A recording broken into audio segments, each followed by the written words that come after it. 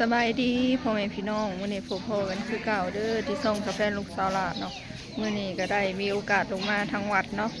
วันศีลใหญ่ทุกคนก็ลงมาใส่บาตรญาติน้ำ2 งวดเลยครับเลยลง2 เถื่อครับเลยลงเนาะเถื่อนี้เขาก็มันลงตอนนี้ก็จนสายเลยเนาะตะเว้นจนออกอัน7 โมงเกือบบ่ทันจะว่าพาวขลุกขล้นเนาะเอามิวกี้มานำมื้อนี้ก็มีอันแม่กับมิวกี้แล้วก็ข่อยเนาะ3 คนลงส่วนเอื้อยเพิ่นออกไปนาออกไปเกี่ยวข้าวคือเก่าเนาะทุกคนข้าวยัง4 ให้สุดท้ายเนาะมื้อนี้ก็เลยหลังจากหยุดไปหลายมื้อนี้ก็เลยออกไปเกี่ยวเนาะหยุดพักบ่ได้เกี่ยวข้าวหลายมื้อนี้ก็ได้ออกไปเกี่ยวข้าวอีกแล้วพ่อแม่พี่น้องจักมื้อจังสิแล้วบัดนี้เนาะเอาแล้วน้องไฟที่เข้ามาเบิ่งคลิปนี้ก็ฝากกดไลค์กดแชร์ฝากกดติดตามฝากบ่โฆษณาในเด้อเนาะอย่ากดความโฆษณาหลายเด้อเนาะทุกคนยามนี่คนก็บ่ค่อยหลายดอกมาย่อมมาแย้มเนาะจังหน่อยก็คือสิได้เทศได้ยังนั่นแหละคนโบราณคนโบได้เต็มวัดตรงเนาะทุกคนก็บ่ได้ลงคลิปหลายมื้อก็ย่าน FC มาลืมกันเนาะก็เลยอยากถ่ายบรรยากาศภาพอยู่วัดให้พ่อแม่พี่น้องได้เบิ่งนำกันกะบ่มีหยังหลายเนาะทุกคนเรื่องอาการตัวเองกะยังบ่ดีปานใดเนาะยังแบบท้องยังมีอาการอืดการเฟ้อยังอันตึงอยู่เนาะท้องส่วนคอก็กังวลอยู่ทุกคนว่าสิเป็นอะไรเนาะก็หลายโรคหลายภัยอายุยังหนุ่มยังน้อยก็มี2 โรค 3 โรคแล้วจะเป็นอุกใจค่ะคอยนี่เขาพอกับอักเสบเกี่ยวกับคอเกี่ยวกับหัวใจอีกทุกคนว้าวมาเลยเศร้าเนาะเอาแล้วน้องบอกว่าลายเนาะทุกคนจังใดก็ฝากเป็นกำลังใจฝากบุโฆษณานำเด้อเนาะภาพบรรยากาศตอนทุกคนมื้อนี้แดดเนาะหนาวอากาศเริ่มเย็นแล้วได้ทุกคนเมื่อวานมื้อซื้อนี่หนาวเลยเมื่อวานมื้อซื้อนี่แห้งบ่ได้มีฮอดอันแดดแต่มื้อนี้แล้วบ่ยังมีแดดเนาะแดดเปรี้ยงๆเลยมื้อนี้นะบักเซเว่นก็ลงมาวัดนำได้นี่ไปใส่กระไปนะเมื่อนะเซเว่นโอ้ยแล่นซิงกับรถมาคนละย่านมันพานรถล่มสิตายโตมันใหญ่เด้ใส่บาทเฮาก็บ่มีหยังหลายเนาะทุกคนเฮาบ่ได้ไปตลาดรักษาสิมาเฮาไปซื้อเอาอยู่ตามมันห้านค่าห้านเวียดเนาะห้านเวียดเอามาขายมันสิถูกกว่ามี2 ห่อมีขนมมีเงินใส่บาทมีนมช็อกโกแลตมีน้ำใส่บาทมีน้ำกินเนาะทุกคนค่อยลืมติบข้าวบ่อันนี้คือว่าลงมาแต่ถึงเฮือนคือว่าจับเอาเลยติบข้าวเบิ่งก็โดดทุกคนเหมือนลืมติบข้าวอยู่เฮือนแล้วบ่นี่พาวแห้งเนาะยันบ่ทันอันนี้พ่อแม่พี่น้องลืมติบข้าวพาวแห้งเนาะยันกับเจ้าเทศป่าเอามิวกี้ลงมาน้ำพาวแห้งเลยไม่ได้เอาหดติบข้าวจับมาแล้วติบข้าวพัดว่าลืมเอาใส่มาน้ำจักเม็ดสิปาว่าอยู่ใส่เนาะเอาแล้วเนาะขึ้นเทิงเฮือนก่อนเด้อขึ้นเทิงวัดก่อนเด้อว่าพิษเนาะทุกคนแดดก็ส่องเสนาอยู่บนนั้นนั่งก็ได้แดดทุกคนแดดส่องเสนาเสตาอันนี้เอาผ้าอันนั้นผ้าห่มพกไว้พกไว้แดดไว้ก็ยังส่องอยู่เรื่อง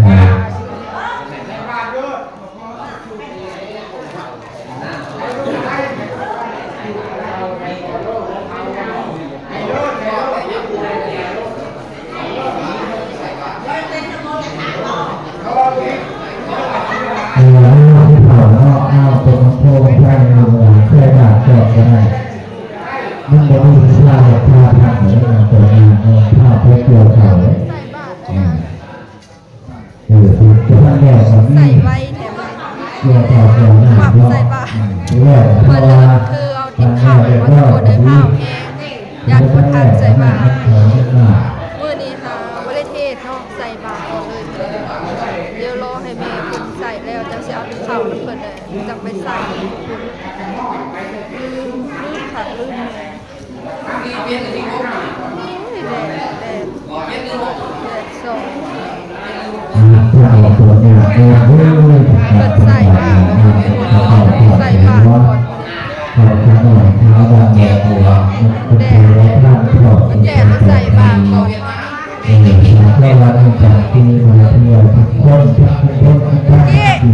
วิวกี้มาไหม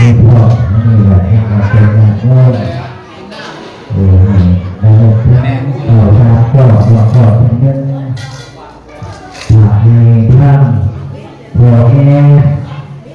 หัว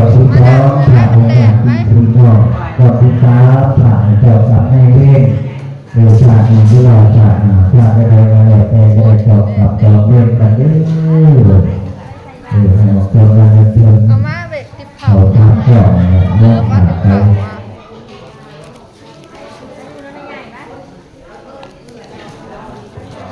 ไปใส่บาตรก็เด้อพ่อแม่พี่น้องวันนี้ตอนใส่ไม่ได้เห็นเราบอกว่าบ่มีมือกล้องบ่ได้สะดวกถ่ายบ่ได้กล้องเขาก็ตั้งไว้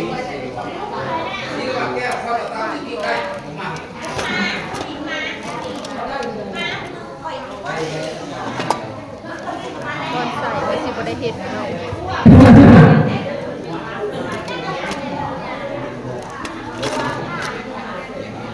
ใส่บาตรแล้วแล้วก็โดนอยากน้ำ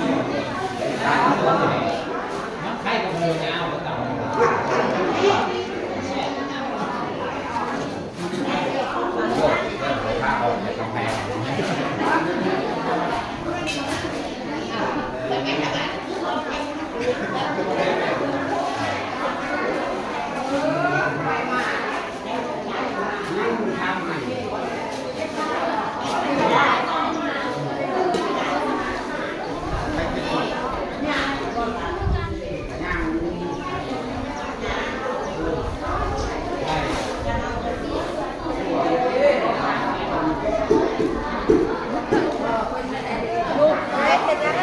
ไปเป็นยังไง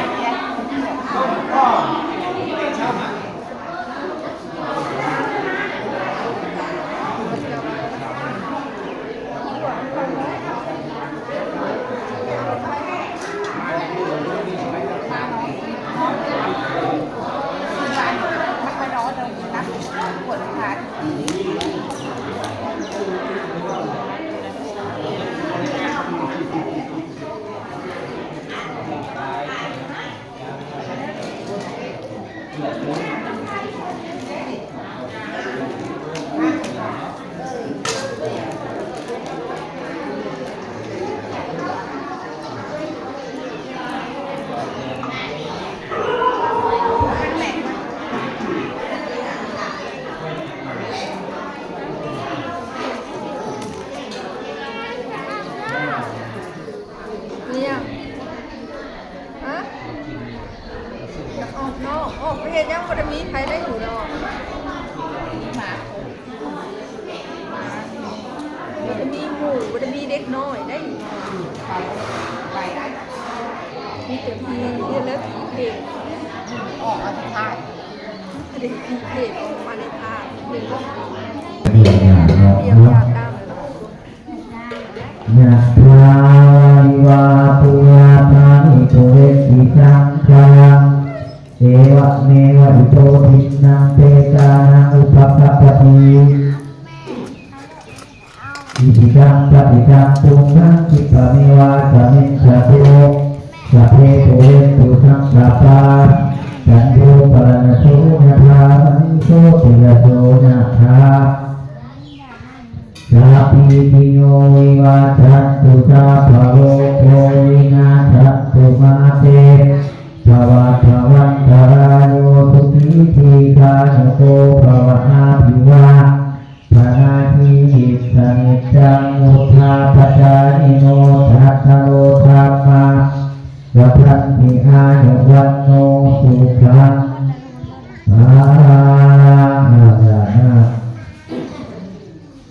อาคาทิเมอาคาทิเมอาทิเมตาตาบาตาเมเตตานังสัพพินังสัตตาอุเทกตามนุสาลังนาริยุญญังวัตโตโกวานาวัจนาบาลิเทวานานาคะเปตานามัทานาเอวังเตสันตินาตาโยอายัจจโสภะคีนาภิกขาจักวังอิสุปะปิติกาภิกขาวจังอิตานะจาภานะโตอุปกัปปติโตนาทิธรรมโมตาหายังเมตติโตเปตานาภุตาตักขะทาอุลาลาภาลัญจภิกขุนามาโนปะทินังตุเนหิปุญญังปะตุตังอานาปะกันติทุกขปัตตาจานิทุกขภานะปัตตาจานิภานะโสกปัตตาจานิโสกะโยตุภะเพติตานิโนเอกาวตาจาอเมหิสัพพะสัมพุทธะสัพพะสั สัพเพเทวาอนุโมทันตุ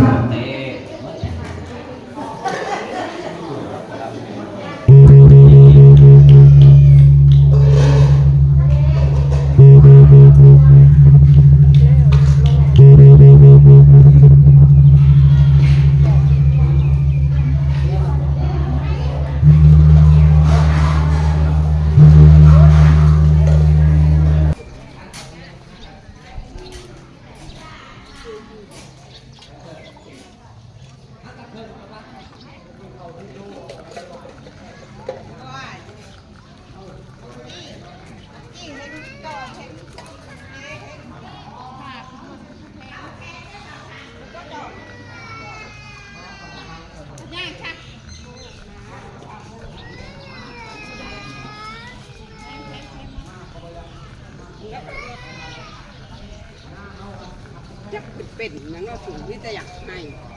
อยากขึ้นโหลดบ่